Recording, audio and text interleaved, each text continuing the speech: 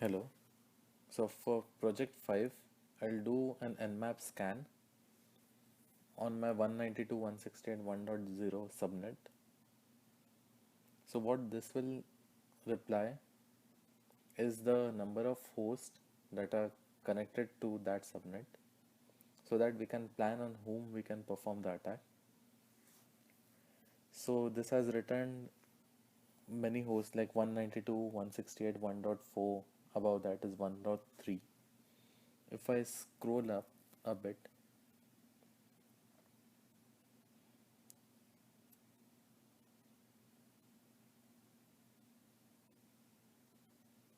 so we can see it's 192.168.1.2, which is our victim machine.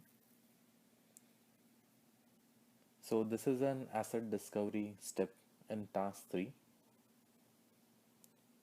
So now what we'll do is once we know the victim ID, we can just do an nmap for the number of ports and the victim's IP. So this step will reply with the ports, like the port numbers, how many are open, how many are used by which uh, protocol.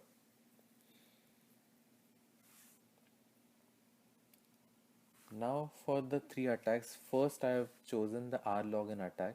In this we do an R login L root and victim's IP. What this uses is the port number like 512, 513 and 514, which are for our services.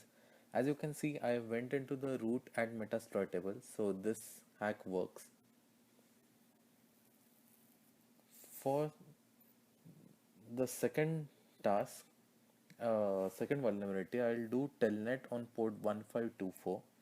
So this is as simple as writing telnet, the victim's IP, and port number 1524. This was a backdoor that was used through ingress lock. So as you can see, I entered the root and Metasploit table, and I'll do an ID, and you can see I'm in the root directory of the victim.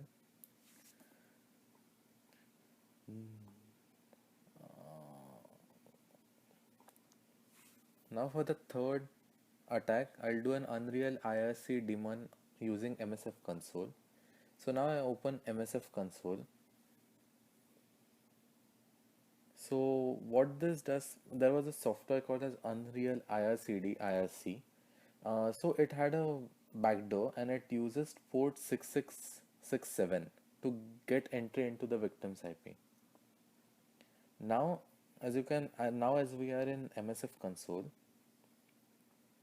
I'll just write use exploit and I'll Unix IRC and I'll write the Unreal IRC DC and the version number. As you can see, now I'm in that, and now I'll set the R host to victim's IP.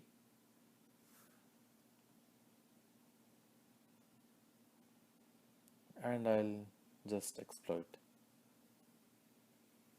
So this sends a series of A and B letters, and it matches, and when I press ID, I get the root access, GUID and GID root. So this sums up for task 5.